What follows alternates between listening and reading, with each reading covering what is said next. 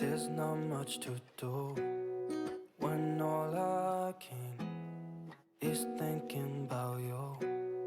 Not doing well, don't know where you are, 'cause you're not here.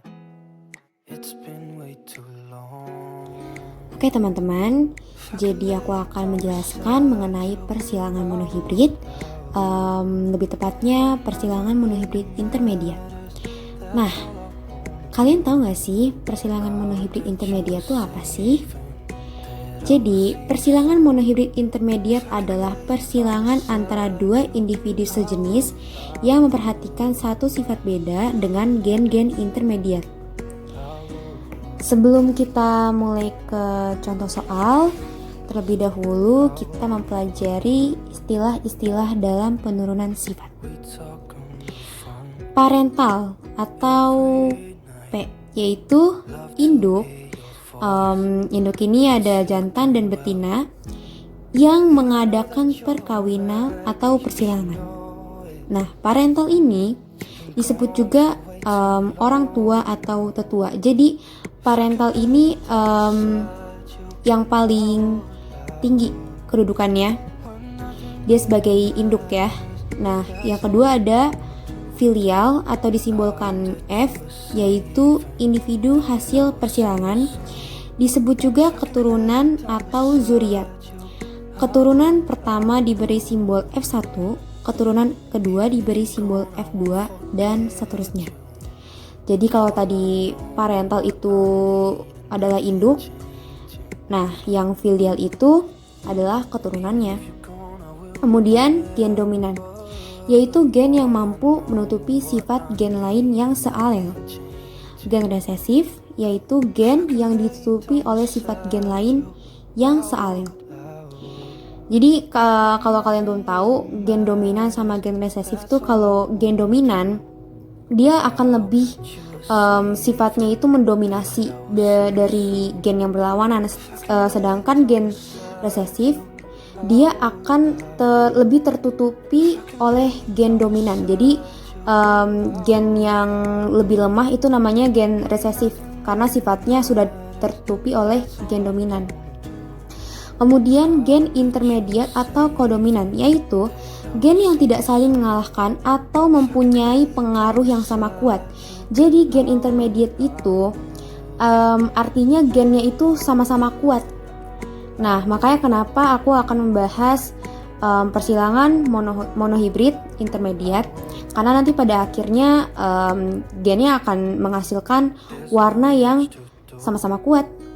Kemudian alel, yaitu gen-gen yang terletak pada kromosom homolog. Fenotipe, yaitu sifat-sifat yang tampak dari luar, dapat dicium dan dirasakan, misalnya rambut lurus, batang tinggi, bunga merah, bau harum, dan rasa manis.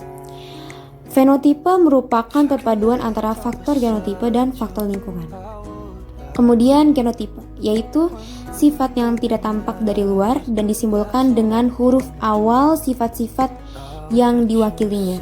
Sifat dominan disimbolkan dengan huruf besar, sedangkan sifat resesif disimbolkan dengan huruf kecil. Contohnya, batang tinggi dominan terhadap batang pendek. Gen batang tinggi disimbolkan dengan huruf T, sedangkan batang pendek disimbolkan dengan huruf Jadi yang batang tinggi disimbolkan dengan huruf T besar, sedangkan batang pendek disimbolkan dengan huruf T kecil. Sifat pada genotipe disimbolkan dengan huruf yang ditulis rangkap. Misalnya T besar, T besar, T besar, T kecil, atau T kecil, T kecil. Nah, sekarang kita akan masuk ke contoh soal, yaitu bunga warna merah disimbolkan dengan M besar, disilangkan dengan bunga warna putih yang disimbolkan dengan M kecil, bersifat intermediate. Jadi bersifat intermediate artinya sama kuat ya. Nah, yang ditanya warna turunan yang dihasilkan berarti yang ditanya adalah fenotipenya. Caranya seperti ini. Bunga merah disimbolkan dengan M besar. Bunga putih disimbolkan dengan M kecil. sifat persilangannya itu adalah intermediate, jadi sama kuat pengaruhnya. Kita cari parentalnya bunga merah dan juga bunga putih. Ini induk ya, kedua ini adalah induk nih. Bunga merah disimbolkan dengan M besar, bunga putih disimbolkan dengan M kecil. Kemudian akan menghasilkan gamet, yaitu pada bunga merah gametnya M besar, pada bunga putih gametnya M kecil. Menghasilkan fenotipe 1. Nah, jadi ini keturunannya sudah jelas ya. Gametnya yang bunga warna merah itu M besar, bunga warna putih M kecil. Maka F1-nya adalah M besar M kecil. Nah, M besar M kecil ini warnanya adalah pink. Jadi, keturunan pertama persilangan kedua bunga tersebut menghasilkan warna pink. Kenapa? Hal ini karena sifat merah dan sifat putih berpengaruh sama kuatnya.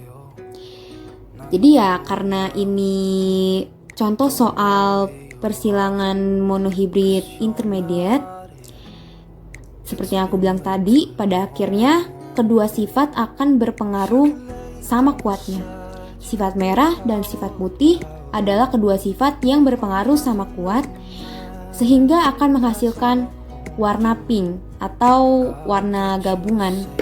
Oke teman-teman, sekian dulu video dari aku. Mohon maaf kalau penyajian videonya seperti ini, dan aku harap apa yang aku sampaikan bisa bermanfaat bagi kita semua. Dadah.